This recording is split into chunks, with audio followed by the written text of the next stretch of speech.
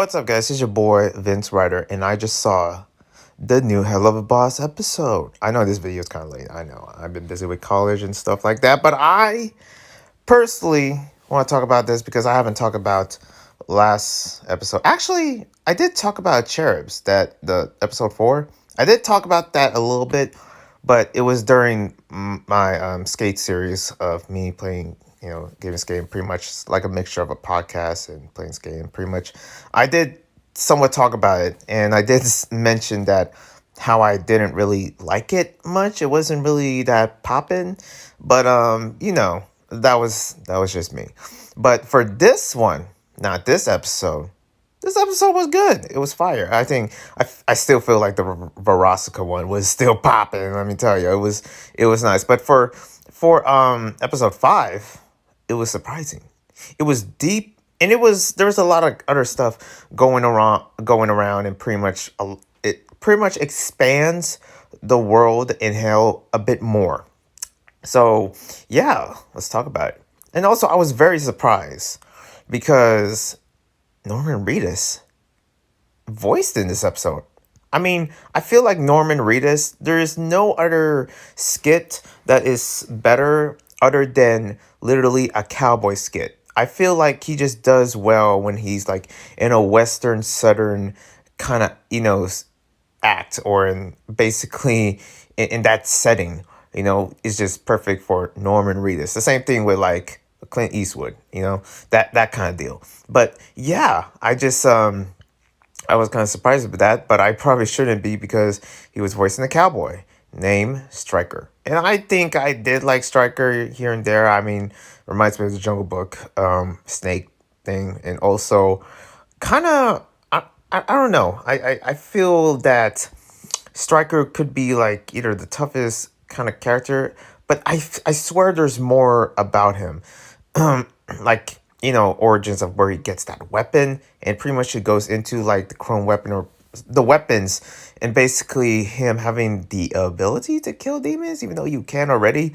But yeah, it was just, there were some aspects surrounding this where I didn't know about the world, and pretty much I feel like, and this is my predictions, we haven't had has-been yet. We haven't had a has-been in a while, okay, other than the pilot.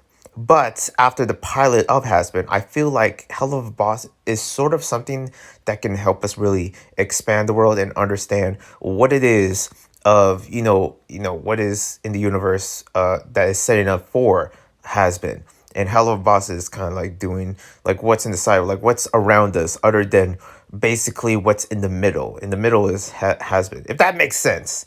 But I'm just rambling. This is just a Vince talk of me talking, about this episode in different aspects and spoiling, and it's pretty much I probably, this is all spoilers, but that shouldn't be a surprise at all as I'm reviewing this, and it's on YouTube, so you can go check it out for yourself, link in the description. But yeah, I feel like I sort of in some ways relate to Blitz. I mean, I relate to a lot of characters in this universe. Stolas, well, it's not really Stolas because I don't really have a kid, but um, Angel in a way, a little bit here and there. Um, but yeah, Blitz, just how easily he's like manipulated, or maybe he wasn't easily manipulated. I'm not sure if he was manipulated, here and there, but Stryker was really getting to his head. And it almost seems like he, you would think that you would think that Blitz would fall into that there's something more, especially how Stryker mentioned like the overlords, like becoming the overlords, other than, like pleasing the owl, which I gotta be honest, that was a nice scene that they start off. I was like fanboying the whole way of like, damn, Stolas and Blitz together in one bed. Oh my god, that was good. But yeah, it's just I sort of see that Stryker kind of almost like knows like what is the pinpoint, and knows more about Blitz more than anyone else of basically what he really wants. And there is a sense of like, empathy and, kindness surrounding Blitz, even though he doesn't show it. And but it just I don't know. It's just like Blitz for me is like kind of like the best character in this one. I mean, there's other characters that were also top tier, like Mox and Millie, and it feels like their relationship sort of like stretches out more. Like I love seeing Mox, especially how kind of like stronger he is and how badass and still himself. There's still those moments because at one point during this episode, there were some points where it was basically like turning into a whole different show. Like it was funny in the beginning, I do notice there's like some chops there. I'm not sure if that was me, but there were some amazing funny moments, some and also the dialogue, a lot of dialogue basically. But it was also in the other part of basically towards almost the end that it went full on action mode. Like it was gonna go in full action, full realistic, full dark. And usually, of course, Helluva Boss, yeah, of course it's dark because it's set in hell. But I never thought it would be this dark in a way where it's mainly like almost like tonally focused on just how cruel and gruesome Stryker is, and especially his tactics and how it reaches deep and it pleases, I guess, the people that are just into that. But yeah, this sort of brings like a different setting almost. And it seems like there's like so many, possibilities for the show. And as I see that through the other shows, it's almost like each one of them have a different setting. But for this one, I think I did see like a certain vibe before, especially seeing that first episode where the teacher hired, Imp to actually kill the rich lady or something. But this one is just they put the sun western or whatever to 100, and it just I really do like this dimension, especially how we see the horses, and I really thought the horses was like like a magical thing or something, but that's actually what they look like in hell, and I was like, oh, that makes sense. And Blitz, I thought for a minute as I seen the Instagram accounts, I thought that was like Blitz's imaginary like horse coming to life, but it was just a normal horse. Yeah. And also the Harvest Moon Festival, like that was another thing that I start to see, especially when Stolas unleashed the moon, and as everyone was around there to watch. I don't know if that's there to actually give them some kind of like radiation to their crops or something. Yeah, I guess that sounds weird, but it was sort of like maybe a tradition, like a ceremony that they have, or something. And I think there was a competition. One thing's for sure is that I really like Moxie in this episode because of this, especially how he's trying to change and be strong, but he's good at being himself, and I think that's also important.